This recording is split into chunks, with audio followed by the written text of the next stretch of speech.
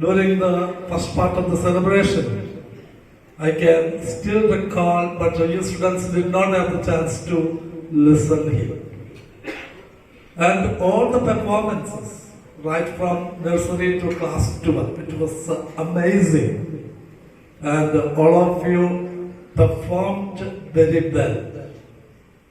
The prayer song, beautiful melodious prayer song, and the wonderful performance by the tiny tots, and classical and semi-classical and folk dance from students, the skit and the beautiful choir, everything made me very, very happy.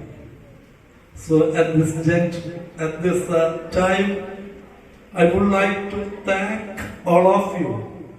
And whether you noted or not, I don't know, my eyes were filled again and again because of that joy, the depth of joy that I experienced.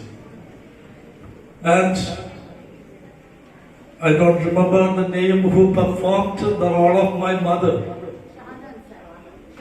Shahana.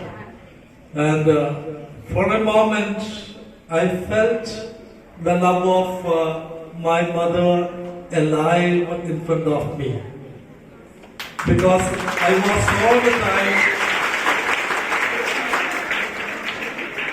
whenever I went to church, I used to accompany my mother.